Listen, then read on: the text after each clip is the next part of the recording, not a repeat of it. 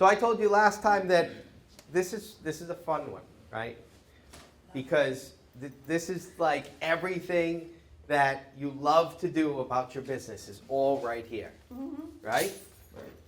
So we've talked a little bit about some of the things I do, right? So I have a sport complex, which is really exciting, right? Do you like sports? Yeah. Say like, all right, cool. So there's always sports going on. There's a restaurant, and there's a bar, and there's a gym, and there's like always a ton of activity. And I go to work, and I felt like the best way to kind of really make you experience how awesome it is to work at a sports complex would be to kind of demonstrate what my life looks like, right? So I'm gonna give me like 30 seconds right now, and you can just watch and see how awesome it is to work at a sports complex. This is me walking into my sport.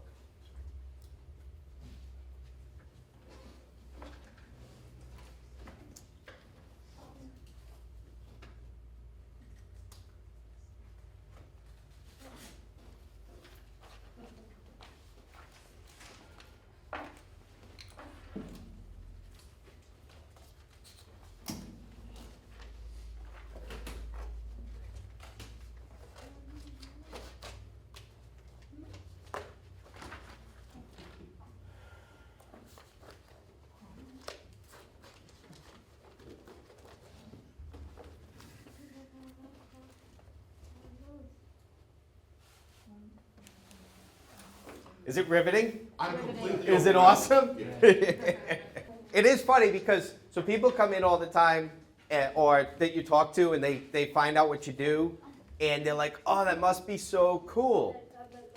I don't think I've gone out onto the field in like 2 weeks. Like actually stepped out onto like the field and maybe kicked the ball or like, it's probably been about 2 weeks since I've done that. And it's not that I don't love to do that. It's just in all of your businesses, no matter what you do, what you're going to find is a lot of the time that you spend is going to be on this. It's going to be on finances and bookkeeping. Because even if it's a small, it doesn't matter the size of the business. If you run it right, everything comes down to what? Money, yeah, right. Like, is there money in the account? If you're working on your business, you're almost always touching the money part of it. So today, our goal today is for when you go for your grant, that we give you some good habits that if you use what we talk about today, you will make the best use of that money. Okay? That's our goal. So to give you habits that when you leave here, you will make the best use. Okay? Same slide as always. We get through that. So we're gonna just talk about bookkeeping. We're gonna talk about keeping basic financial records. So it's funny because we live in a computer age. We do a lot of stuff online.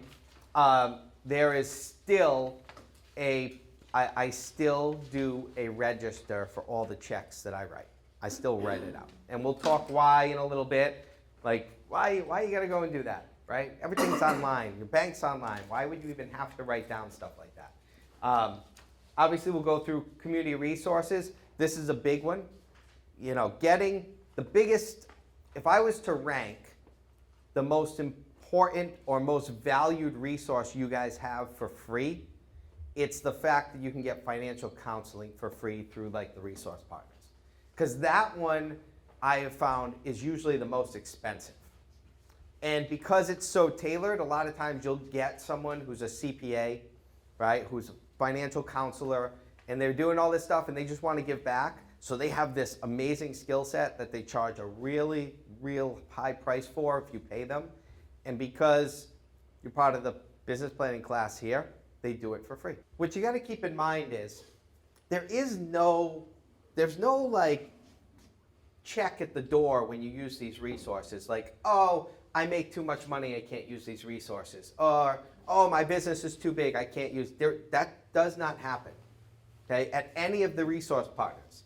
It doesn't happen here. It doesn't happen at CWE. It doesn't happen at SCORE. That does not exist. You can have a multi-million-dollar company and walk in there and say, I need a little help. I'm dealing with some issues. I'd like to sit down with a counselor, and they give you a counselor. There's no, and they give you a really good counselor.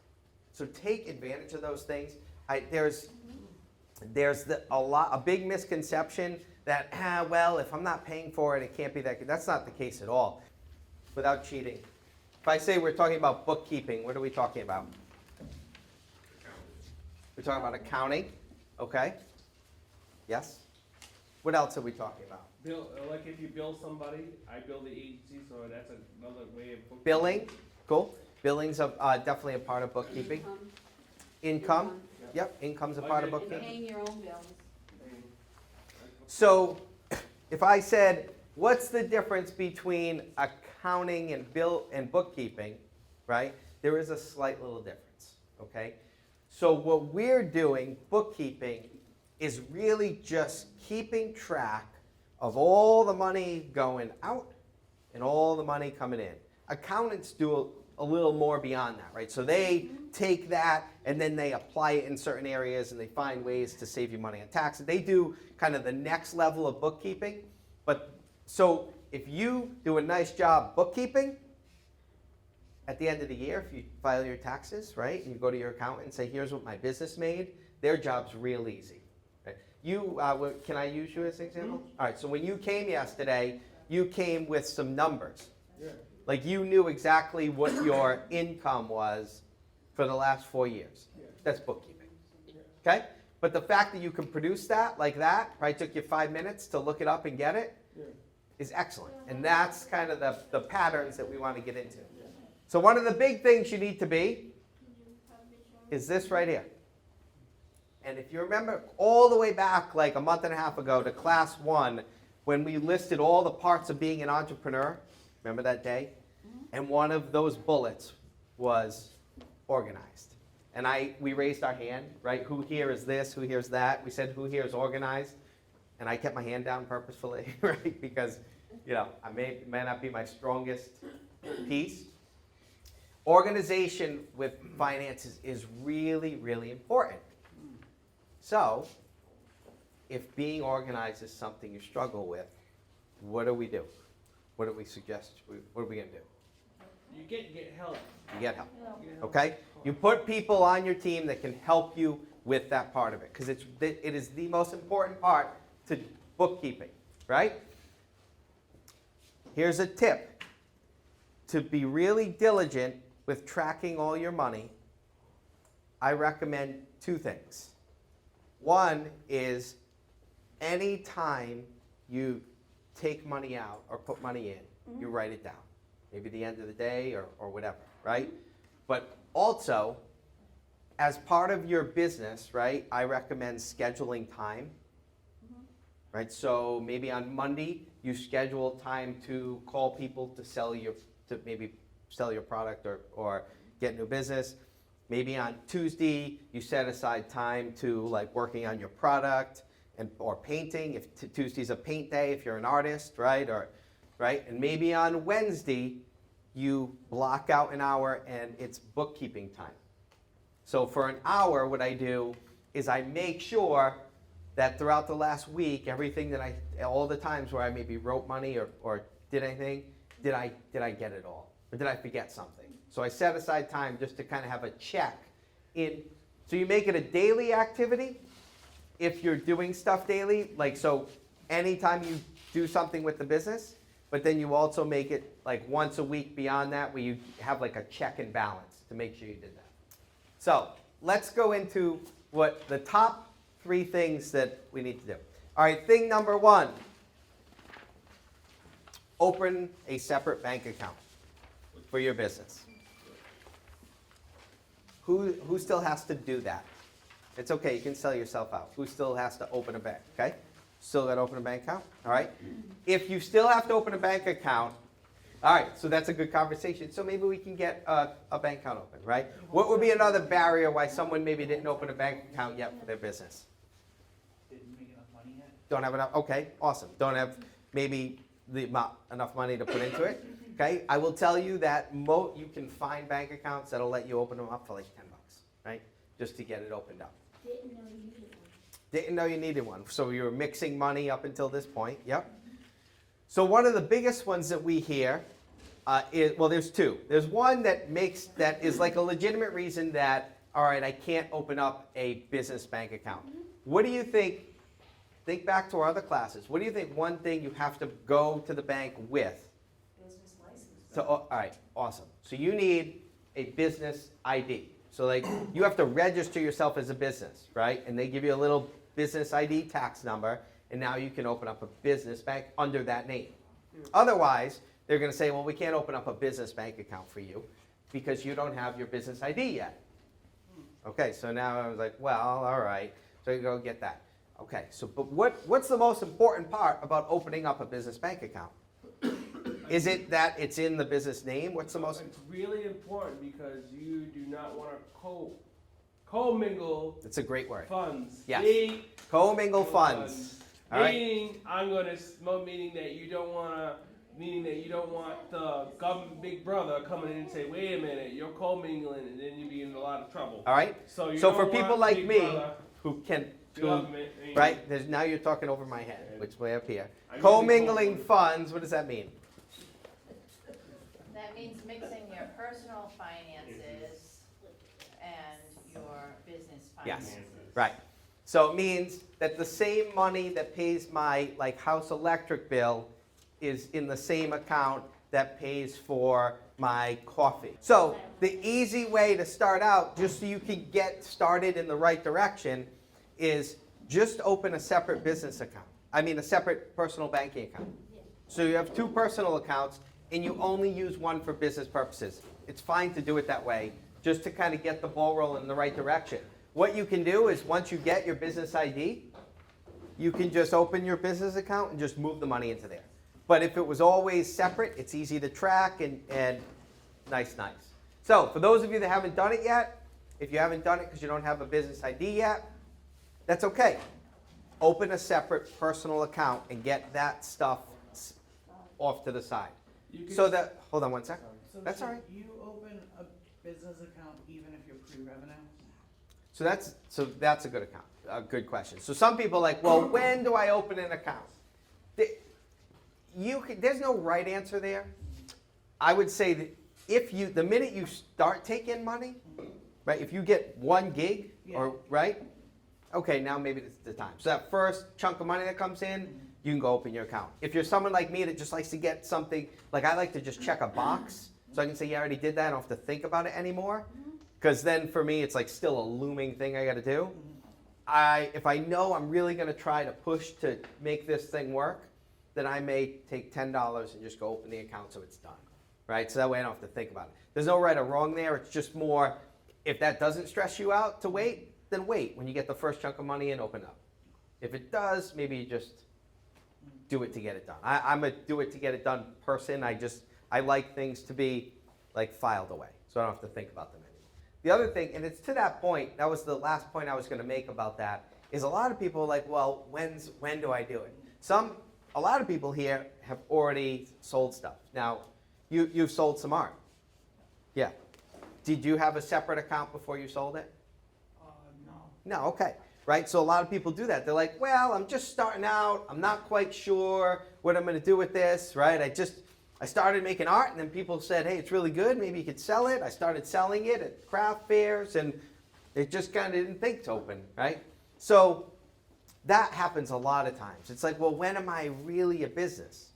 Oh, the minute you decide to do something, and you decide to charge someone to do it, you're a business. Like, simple as that, right? And so that for you, if you haven't done it yet, find some time in the next couple weeks. What this pass account is, it's different from the able account, but it's pass account. If you set a goal, say for instance, you're gonna need $10,000 to buy a car, a lift, a computer system for Becca's, she needs that kind of thing. You go, you tell them what you need to buy. Any money that you make goes into this pass account until you reach that $10,000 and it won't count. Okay, so as long as it's toward the business. And to that point, can you have a pass account and an able account? Yeah, because they're two different things. Keep track. All right, so I told you at the beginning that I do a good portion of my bookkeeping in pen and ink, right? And even though I can log on to my bank account and I can see what's on there and all that good stuff, right? I still record all the checks and stuff that I write. And I record money that comes in too. Looking at that sheet right there, we're gonna do a pretend establishing of a bank account, right? And I'm gonna show you why, if you just look at your balance, there's a good chance you're gonna be off, okay? And I will tell you, this happens all the time, okay? All the time. All right, let's play scenario. You go to the bank with $50 and you open up your account with $50. On that sheet I just gave you, somebody walk me through what you would write on your little balance sheet here. You're right, $50 Where? on the on the income, on the amount. Okay? It would be income, right? Yep. Considered income. Yep, because it It's adds to your amount. generating. Okay? So And what would you put in the memo?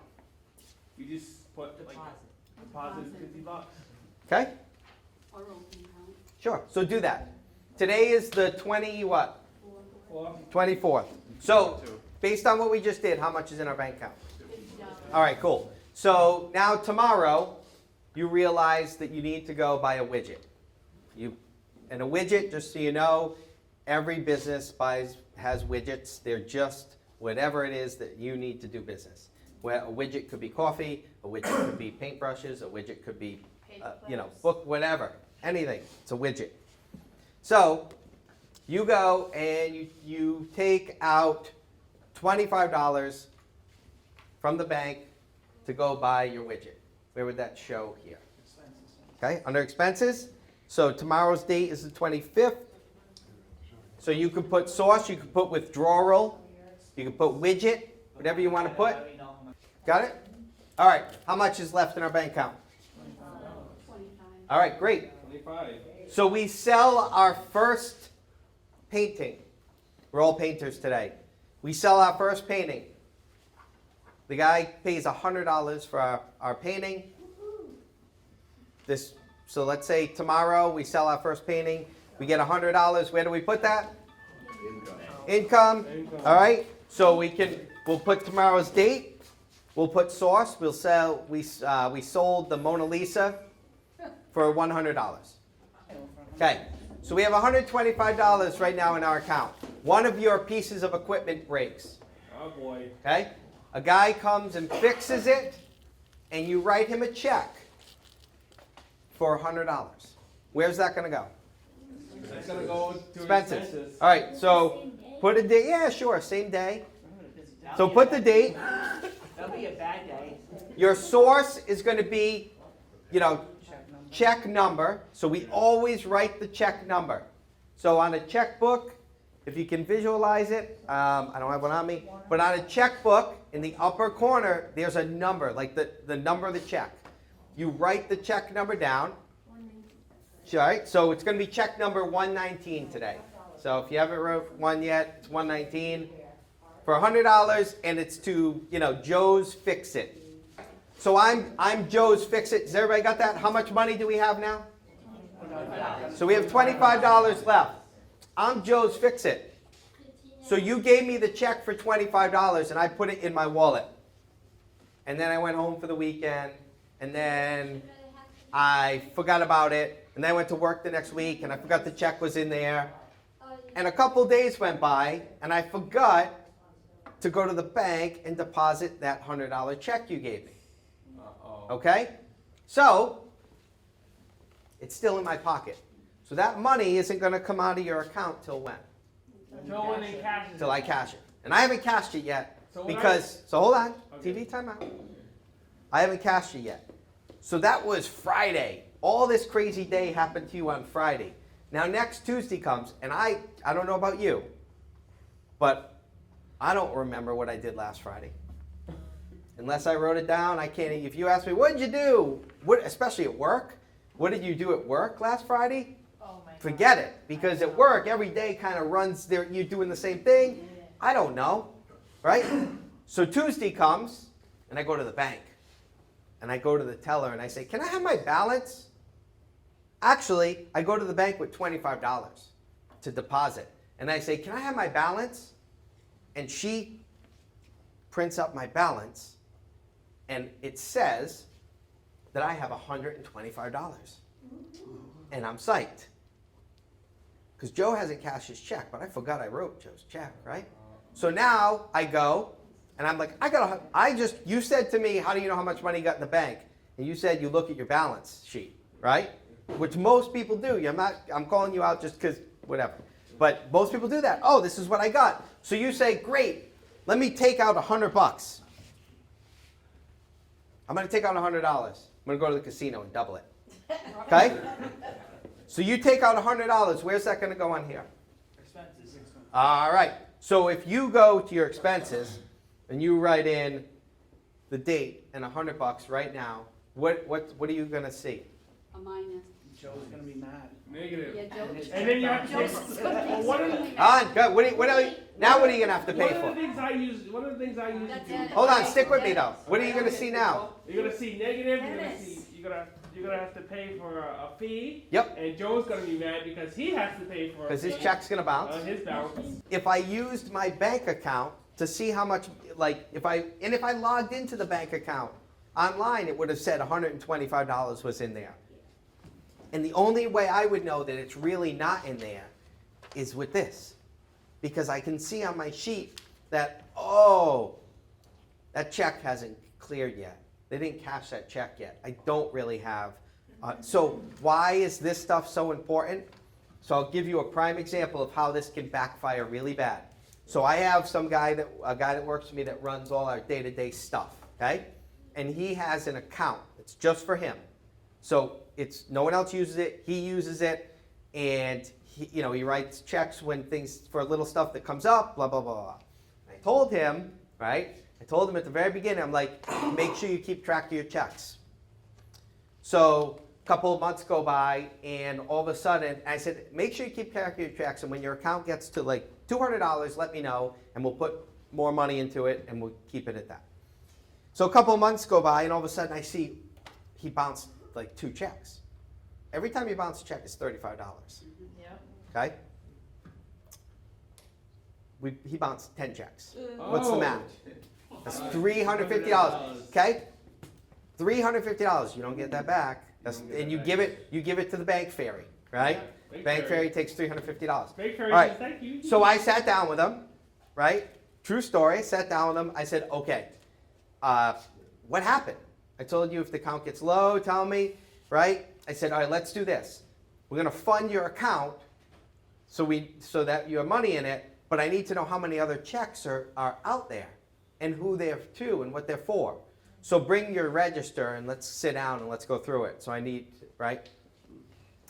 There were 12 checks that had not been cashed yet on that account, some going back 3 months. Yeah. He couldn't tell me one of what it was worth. Yeah, that's why Not you one. have to make So, sure. so that means we have no idea how many other people are out there like Joe, like that had their check in their pocket that were just waiting to cash it. We had no idea how much money to put in that account, right? So we had to estimate, like, what's the biggest check you write, and pretend like every one of those was that much, and so that guy doesn't write checks anymore. But does that make sense why this is better than calling or emailing the bank and asking how much money's in there? Because there will be things, checks, if you write any checks, and there'll be things that you write that people will hold on to, and you'll forget about them if you don't write them down. So what I wanted to show you is why I think the, can I grab this for a second? Thanks. Why I like the check register. So the thing about this right here is you have, your expenses and income on one side, and you kind of have to like look at the dates and do a little math. And if a normal check register, this is an electronic one, You could download these online for free. That's what I just did that. I downloaded this for free. So you could use something like this right off the internet, right? Or if you do write it out. What's the top that says $1 million? What's that? Oh no, it says, so I'll go through it right now. So this is just what we did right here, just on one sheet, on a check register sheet. So on the same sheet, you're putting your debits and your credits, which are your income and your expenses. So anytime you have a credit to the account, that's money going in. And anytime, so that would be the same thing as income. And anytime you have a debit on the account, that's money going out. So this person in this, their first transaction was a deposit. They opened their account just like we did with, whatever, $50 or whatever we did. So they opened their account with $1,000, so it went here. And you can see over at the balance, it automatically brought $1,000 over here. And then a couple days later, they went to buy groceries and they wrote a check. So there's the check number, 1033. And they wrote a check for $200. So now it subtracted 200 from what they had, and they had 800. And then about a week later, they won a sweepstakes. Deposit sweepstakes winner, $10,000. It added the 10,000, so they were at 10,800. And then about a week later, they went to the dry cleaner. Did they write a check here? Yes. And what was the check number? 1034. I know it's a little far away. Right? So $20, and it automatic. So what I like about having them together is when they're together like that, you know, and see how it even gives you the sign? See how next to debit there's a minus sign? And next to credit there's a plus sign? So you automatically know that if you write something here, it's adding it into your account. If you write it here, it's subtracting it from your account. Oh, wow. All right. So tip, schedule a time on your calendar to get it done. I think we've said that a couple times now. Oh, I get that. Okay. All right. Set boundaries for yourself and make a budget. This is really tricky from the standpoint of being a startup business. So we just did bookkeeping, right? Keeping track of your expenses and income. So now we're talking about a budget. A budget is most difficult when you're brand new, and then becomes easier after like every year in business. So your second year in business, it's much easier to do a budget because you can look back at your first year and see what you did each month. Okay? So you have a baseline. Yeah.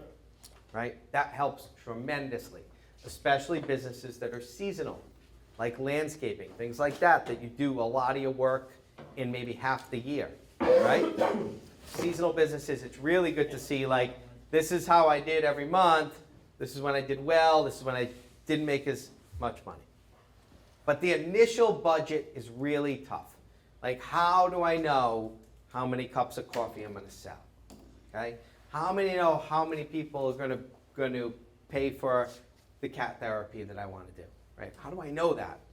I think I know, and I'm going to try to get as many people as possible to do that. How many books am I going to sell? That's a really tough one, because if you want to put these on a shelf, then you have to order them. Mm-hmm. And if you're going to order them, you've got to pay for them up front, right? Mm-hmm. So like you sit there, you're like, how many of these do I order? Do I start with 100? I've been doing that. Is 100? Yeah, like 50 of each. Yep, perfect, right? And then you kind of got to just decide how much am I going to spend on this first go around, and go from there. So we will do, in an individual counseling session with you, we will do a financial projection for a startup business. It's called a projection because we don't really know, or we have very limited information on how much you'll sell. Now, some of you who've already started selling stuff, that helps. That helps a lot. For you, Dennis, you have a couple years of history, so it helps for us to put together a projection, right, of how much you should on the average make, when you'll make it, and then you from there can kind of do We your haven't got goals. that. Okay. So we do, that's why we kind of save that for the individual session, because it's difficult. Because it takes a little time, because each one of you is going to be completely different with your projections. But we use a formula very much like the one you just saw with the check register, where it doesn't look like that, but all the columns kind of work together, right? If you put something here, it adds up here, and vice versa. So when we do the financial projections and look at your budget, it actually, at the bottom of it, it's broken down by months. So you have your products, and we put in there how much you're going to charge for them. And then at the bottom of it, in each month, you put in how many you think you'll sell in that month. All right, so we'll use the landscaping because it's seasonal. So if he's going to charge like $40 to cut an average size lawn, right? And in May, when everyone's lawn starts to grow, he's like, all right, I know I got 10 clients I think I'm going to have. And I'm going to cut their lawn twice in May, right? I'll cut it every other week, so I'll do 20 cuts in May. So he knows $40 is what I'll charge. I'll do 20 in May. So now we have a projected budget for May, right? So in May, he will make $900. And then in June, I'll still cut those lawns every other week in June. Maybe I think in June I'll grab a couple new clients because maybe some of the neighbors will think so maybe my $45 cut in June, maybe I'll do 24 of them. So I picked up a couple extra, right? So that's how we do the projections, and we break it down by month with what you think yourself. For someone who's going to maybe do, so you have your books in stores, right? So let's say you have 10 different stores that have your books. The way we would do projections for you is we'd say, all right, the books that are in stores, let's say you sell 4 of them a month, just whatever, or 10 of them a month. Every month, 10 of them sell. Great. So we would put, for your projections, 10 a month all the way across the board. But then let's say, well, but I also do a lot of appearances when schools are in session, and I sell more books when schools are in session because they bring me in and blah, blah, blah. So then we would add those in, right? So we would assume your stores would sell 10 every month, and then your appearances, whenever you do them in those months, would go up. So for people who do Shop Small Saturday, if your cards are in, let's say 2 or 3 different stores, you sell X amount a month. On November, we could look back, how many things did you sell last November? And we could plug that right in, and we could say, all right, so we know we should expect, I'm going to have to produce 100 cards for November because last year I sold 80 and I ran out. So this year I'm going to produce 100 because, and that's how we kind of come up with that. It's really specific. We have a great form that we use though. And we do that on the computer because with that, all the numbers work together, right? You have to look at what it costs for you to make a piece of art, right? How many you're going to sell and all that stuff. So we have a nice little form that we use for that. Okay. Cool. But all of you need a budget, and your budget has to start with financial projections. And then your financial projections can be updated pretty much every year as you are in business. Sometimes they'll go up, sometimes they'll go down, and then you want to look and then you say, well, why did they go down? What did we do? What did we not do that we thought we would do? Right? Where did this kind of go wrong? Well, I projected that I would do a lot more in the winter than I really did. So now I got to adjust that. Okay? All right. So we talked a lot about financial bookkeeping and things like that. So what are the other things besides just income and expenses that you track? What are the other things that you want to keep track of? When you go to buy products, what do you get? An item. What? An item. You get an item, and what does the cashier hand you as well? Hand your receipt, okay? Anytime you buy something for your business where you get a receipt, you need to keep that receipt. You got to keep the receipt. The benefit of that is the thing you are all most concerned about, The money. the money. If you have receipts for business expenses, nobody can question that you spent that money, right? If you just tell them, yeah, I spent about $700 on art supplies, they're going to say, well, show me. Well, I don't keep any of my receipts, and I buy it all with cash. Well, too bad. We're not going to deduct that from your Able account or whatever, right? So you keep receipts for everything you do. Those of you that, to go back to the question before, if you haven't started doing it, when's the best time to start? Now. Right, just start doing it. Just start doing it now. Invoices. Here is an area that I can guarantee you most of us are probably need to do a little work. If you sell a product, you need to have something that shows that you sold something to someone for a certain amount. Okay, you need to have that. It's really, really important because if somebody comes back to you and says, well, you didn't supply me with this, you didn't sell me this, you didn't do that, you have a record of it. All right, so and it can be real simple. Sometimes it's as simple as they sell those little receipt books in CVS. You can use that. You know, all right, I'm selling a book. I write a receipt to show that you gave me $20, I gave you a book. Yeah. Right? You can also do it. Art is big too. And here's why. How many times has an artist sold things for different prices? All the time, right? All the time. Because as an artist, sometimes you realize maybe it's the Situate Art Festival, which goes from Saturday through Monday. And on Saturday, everything was priced fully. You know, everything was $100. And then on Monday, when you realize, man, I got 4 paintings left and I'm going to go home with these unless I get rid of them, you say 50% off for the last 3 hours and you sell them all. If I buy one of those and I take it home and there's maybe like a little rip in it, I come back to you and say, I bought your painting at the art festival and there's a rip in it, I'd like a refund. Yeah, the painting was $100. It was $100, right? But when I bought it, it was $50. And unless you have some receipt that shows that I paid $50, you might be giving or in a big argument, right? So receipts and invoices are really important. For those of you in the service industry,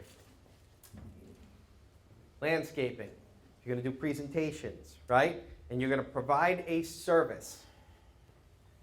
Contracts are super important, okay? So it's another record. It's a financial record that documents what you're going to do, right? Especially for you, dentists. Contracts are really important. If you go into a place to put on a performance, right? We're going to come in, we're going to run a class, right? In that class, we're going to come in, we do a 45-minute class, and it's this amount, and we can take this many people. All right, that's what I'm doing. And then you come in, and you put on your class, and 45 minutes goes by, and you pack it up, and you go to collect your check for the class, and they come up to you and say, I'm not paying you for the whole thing, Dennis, because you started at 3, it was supposed to go 3 to 4. And you say, no, it's a 45-minute class. We talked about it. No, you said it was an hour, Dennis. These things happen all the time, right? So receipts, contracts, any invoices you pay, anything you pay to someone and they give you a piece of paper showing you paid it, keep it, okay? Because it'll be a benefit to you down the road. So we talked about maintaining daily records. Rule of thumb, if you do anything with the business, record it, okay? There's multiple record-keeping systems. We showed you like 3 different ones today. We went online and downloaded a bookkeeping system right online. We did one here that we wrote out. We talked about checkbooks. There's a number of different things. If it's easy for you to use it.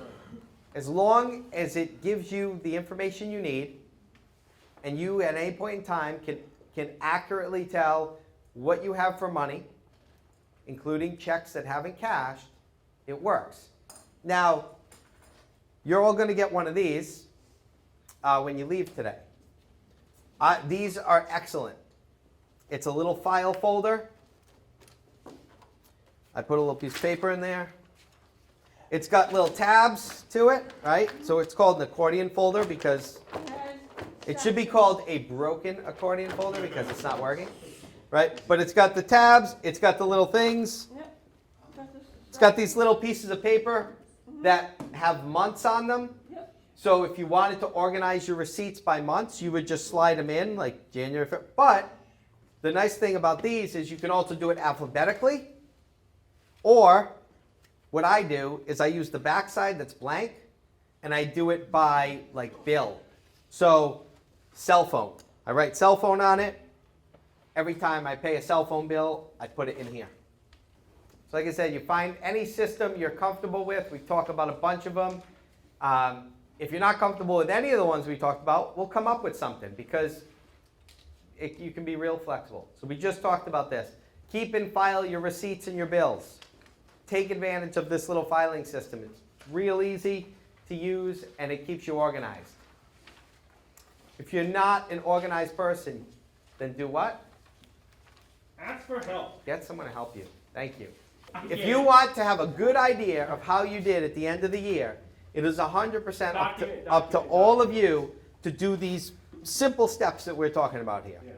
Keep track of your finances, keep good receipts, and your accountant can do a profit and loss for you.